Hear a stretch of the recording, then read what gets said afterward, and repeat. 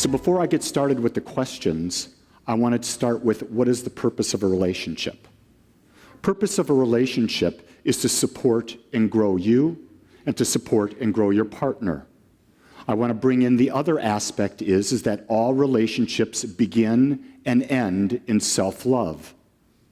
When we understand that all relationships begin and end in self-love, we understand that the relationship that we're in is mirroring back to us who we are at that time. I know that'll hit some buttons, but that's exactly what's happening. The relationships you're in are mirroring back to you where you are at this time. So keeping that in mind, we're going to begin with the questions. How can I better support my partner in his life stress without taking it on myself? First thing is you've got to ask your partner, how can you support them? Without asking that question, you have no idea. There's no possible way to know how to handle that. So the question is, you want to be authentic with that person and ask them what it is I can do to support you. And let them give back to you. Other than that, you can only hold in consciousness that they're divinely guided. How can I be my true self when the husband doesn't accept the changes in me? Ditch the husband. No. The first thing is, again, we go back to the premise, all things begin and end in self-love. So the idea is that when you're self-loving, you're not submitting yourself to the values of anyone else. You're living to your values to the fullness, and when you're living to your fullest values, you're giving space for that person to step in. Many times in relationships, what happens is one person is moving forward on a journey at a quicker pace than the other. When that is the case, then that person continues to move forward. The other person may be the one who takes a step following. And you just have to sort of trust the thing. You have to be open. You have to be authentic. You have to be communicating the entire time and allow that process to just unfold. You've got to be fully present in the moment and not worry about what's going to happen tomorrow. When you're worrying about what's happening tomorrow, what you're doing is you're putting into your consciousness, into the main consciousness, what's going to happen to you tomorrow. So you've got to let go of that and be fully present in the moment and not care what that partner is thinking in that time. You can't care. How do you separate ego from authentic feelings and emotions? That's an art. That's an art that comes with the ability to sit in a stillness and meditate. It's an art in being able to ask a question, what does my heart say to me? There's a whole study about heart math. Heart math has actually proven that our heart has intelligence. And it will talk to us in ways that when we listen to our heart will let us know what it is our desire is, what is our true nature. What happens when we go to the brain, here's what the brain does, the ego does. It rationalizes. The rationalization might be, he did this, so I'm going to do this. She did that, so I can do that. The heart will basically say, how can I express more love? That's the question we're always asking. How can I express more love? And so honoring that, let's go back to the definition of love. Love is the ability, first off, to accept yourself as you are, to understand what your key values are, and then to live from your values and determine what your life purpose is and constantly be moving toward that life purpose. That is a self-loving life. Well, if that's a self-loving life, then to have life with a partner means to accept them where they are, to understand and know their values, and to support and grow them as they move forward in their life path. How does one balance the need for solitude with the desire for companionship? Every day you should have a meditation practice that's twice a day. I do a half hour right now, twice a day. When I'm in my time, I'm alone. I've got my time. If I want time, I simply look at my partner and say, I need quiet time and I'm getting away. If I were to have kids and that was not the case, I would make an arrangements with my partner and say, I need this hour, 2 hours. Would you handle the kids? In return, you return the favor. It's a matter of asking for what you want, when you want it, and then making a commitment of your time to yourself and doing whatever is required to meet that commitment. How can you have a successful relationship with completely different values? Really great question. Jean and I do not have the same values, But what we've done is we've linked how do her values support my values, and then how do my values support hers. You see, if you look at separate values that are completely different, and you can link them that say, figure out a way that this supports, and this supports, and this supports, we can find ways, and when we've come to that understanding, my gosh, it makes the relationship easy. You wouldn't want to be in a relationship with someone who has the exact same values, because then there's no challenge. There's no growth. You've married yourself. Well, it's a lot easier to be with yourself than be with another person that's like you. Then you've got to look at yourself twice in the mirror. Many of my relationships with family and friends are heavily Christian. I feel like they are trying to change me at every chance. How would you suggest maintaining those friendships while getting them to back off of that aspect? It feels belittling to be perceived that they are right and I'm not wrong. The question I would ask is, if you're being told that you're wrong, if you're told you have to be, is that self-loving? Or are they loving you? They're trying to change you. The question I would ask is, accept them where they are. And then you have to discern, is that relationship really supporting and feeding me? If that relationship is not supporting and feeding you, then you gently move away from it. And you know what? You'll find that I'm called every day to see people move in and people move out of my life. And it used to upset me because I say, why can't I keep all these people in my life? The fact is, everyone's on a different path, and they're moving in and out of different levels of consciousness, and there's going to be constant change in your life. And we've got to get used to it. And families the same way. People in our families move in and out of our lives. We're not meant to be with them all the time. It's part of the whole process that we came down into this planet as an individualized expression of the one with all the power within us to do and experience anything we choose. And our family was there to bring us in, but if it's not supporting and growing us, we can let it go. Doesn't mean they're bad or we're right or they're wrong. I choose not to be in relationships that are judgmental. I ask the question, why would I be in a relationship that's judgmental? A relationship that's constructive, a relationship that's feeding me ideas that are allowing me to see my truth that may not be pleasant to see. That's not one of those relationships that's a problem. That's not a judgmental, that's a relationship that's serving me. So if Gene or Stephen or someone says to me, Lee, you've got to look at this aspect of yourself, I don't view that as negative. I say, okay, I'll look at it. But I certainly don't change for them. I always change for me. What is the best way to make your relationship spiritual, or at least to support your spiritual growth? First thing, what's spiritual and what's not spiritual? If God is all there is, and it's infinite, all-knowing expression, then everything is spiritual. It's what is your intent behind what you're thinking? What is your intent behind what you're doing? That determines the spiritual essence of everything.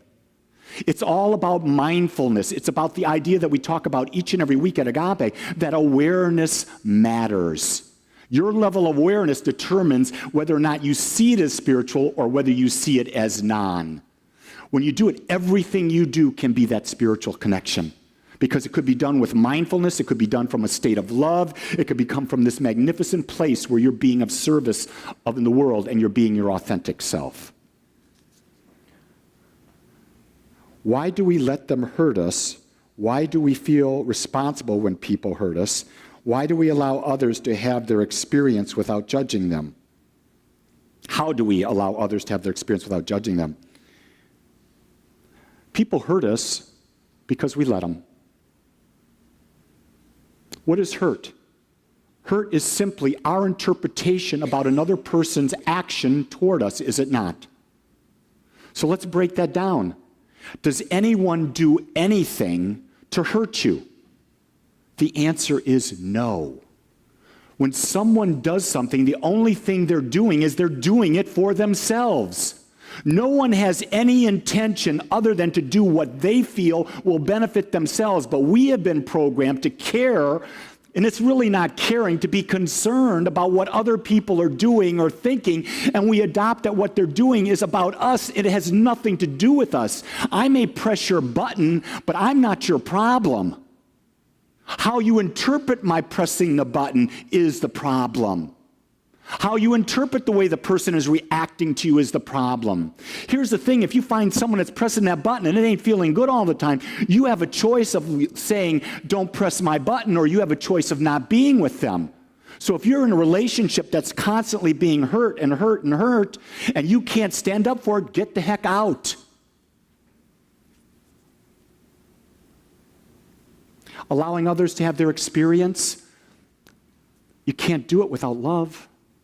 Love is allowing the other person to have their experience, and sometimes that's difficult. I know for me the challenge was with children.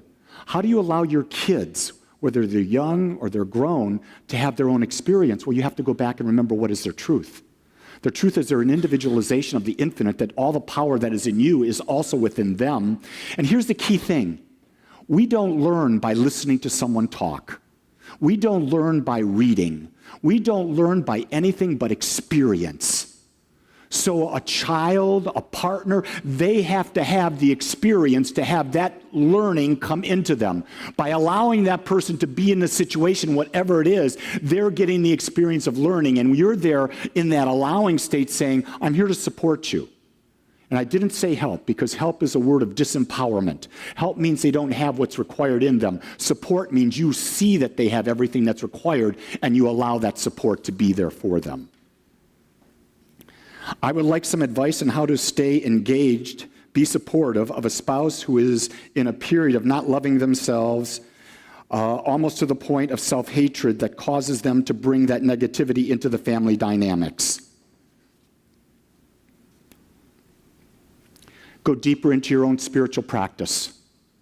When you are facing a situation in your life, that is when you need to meditate more. That is when you need to pray more. That is when you need to be affirmations for. What happens is the more we pray, the more we affirm, the more we start doing affirmations, we create a mental atmosphere. It's our thought atmosphere. That thought atmosphere precedes us out into everything we think, do, and say.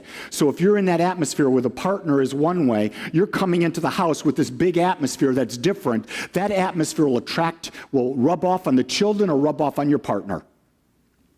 All you can do is focus on yourself and make yourself the most that you can possibly be. And then there comes times where it's a breaking point. I was at the gym yesterday and I walked in and there's a gentleman I haven't seen in several years and I know him very well.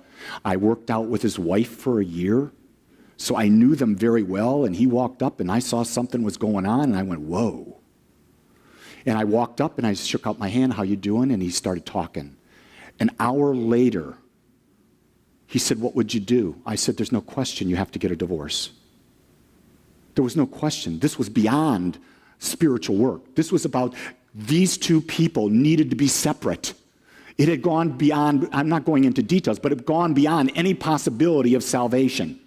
This relationship had served its term, that the two of them were left to a point where they needed to be away. There is nothing wrong with saying, okay, the relationship has served me and now it's time for me to move on. But you have to be the judge. I will say this, anytime there's physical abuse, get out. Mental abuse, you have to determine what's the intent. If the intent's not good and it keeps on going, get out. You don't need to be a part of that. You do not need to be a part of that. Religious science, or what we talk about here, is you don't cope and deal with everything like that. Yes, it's there for our good, but we get to choose whether we want to be with it long term or not. How is my individual within the one conscious mind impressed in spirit of my departed parents? Your mind and God's mind are the same mind. Your mind and your parents' mind are the same mind. There's one infinite mind. Our individualized mind comprehends a piece of that infinite mind. Well, if your parents are part of the infinite mind, if you so choose, you can tap into the part that is them. This is what psychics do. Psychics just simply go into the infinite mind and they tap into it and they focus on a part that they see Gene and they say, I want to go into Gene's part of the mind. They're so open to the idea that they're able to get into the one mind and pull out some things that have happened in the past.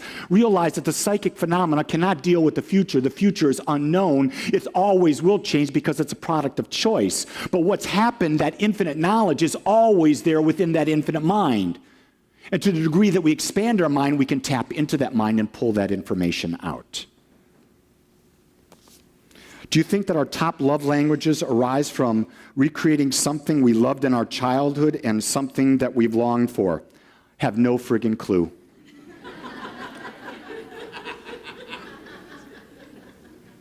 I have no friggin' clue about that one whatsoever.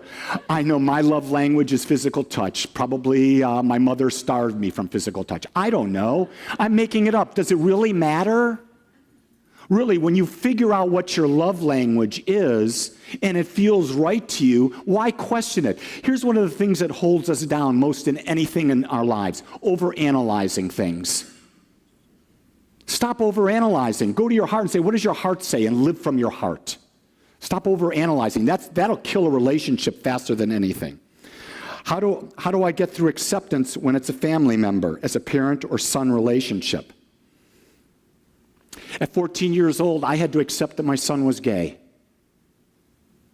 Now, I had no intention of that ever coming into my life. I never would have dreamed it in any way, shape, or form. My son is gay. I had the big alpha strong male Lee who thought he was, Samson, all of a sudden doesn't have a Samson Jr. in his mind, had to learn to accept that that's who my son is. Acceptance doesn't happen overnight. Acceptance happens gradually. But if you have the desire to love someone, you have to accept it. Today, my son and I are best friends because I learned to accept. You see, our children come into our lives for one reason only. They're to teach us what we need to learn the most. You won't believe this. This question says sex, question mark.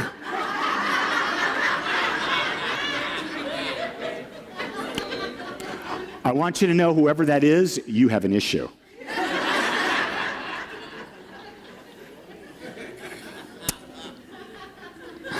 I did a sex talk about 4 years ago, and about 5 people never came back after the talk. I will say this about sex.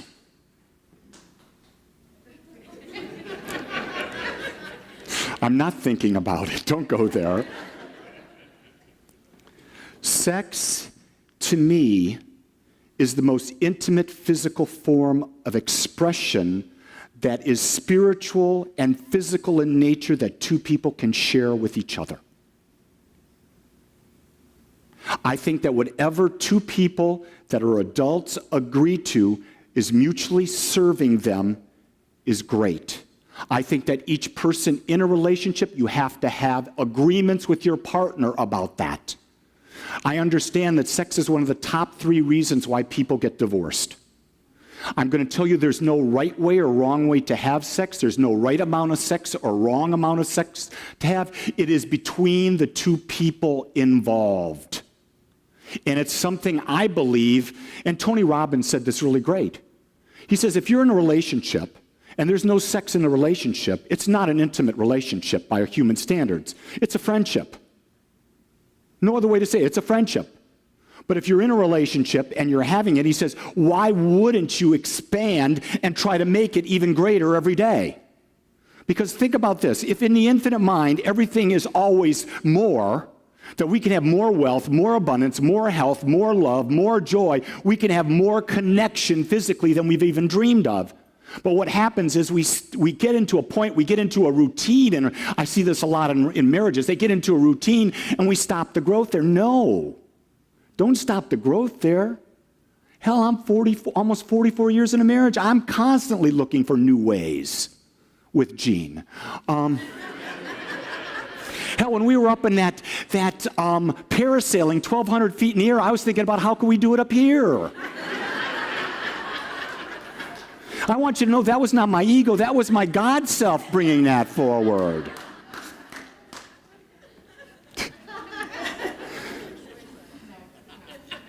What advice would you give to single people in the current challenging dating world? Fall in love with yourself more. Fall in love with yourself as much as you can. Get really clear on who you are. What are your values? What are your love languages? What is it you would desire in an ideal partner? How would that be? Visualize what it's like to be with that person. What would you be doing together? How would you be away from them? What kind of activities would you be involved in? You just center yourself on you becoming that person in that relationship, and that vibration, no matter where you're at, will go out and you will attract to you. I can't ask Gene afterwards, when we were in Maui, how many people came up that I approached, started talking with, and would open the door for me to start talking, and I would be doing ministry on Maui with people, giving them my business card saying, connect with me on Facebook, connect with me through our videos, because people are seeking what we're doing.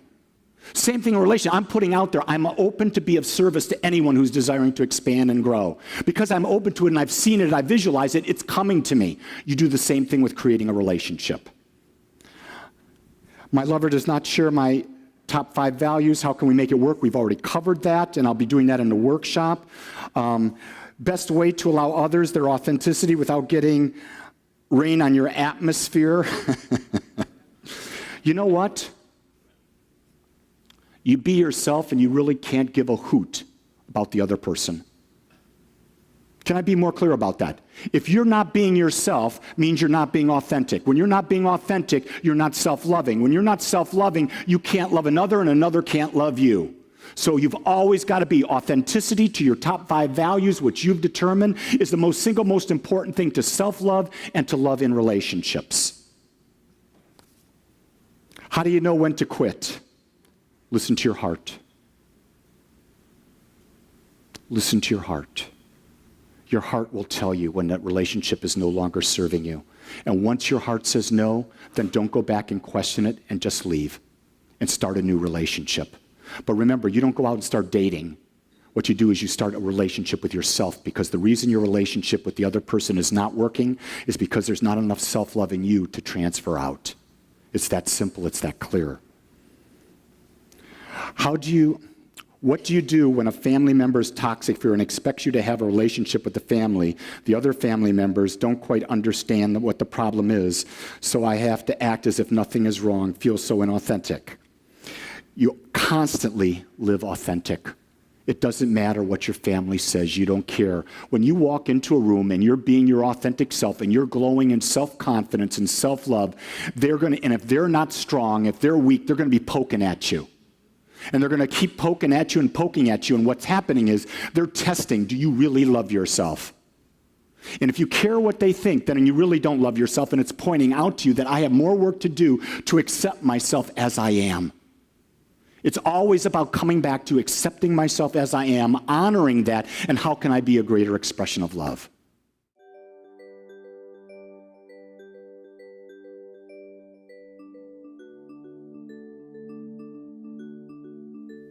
I want to thank you for joining us today.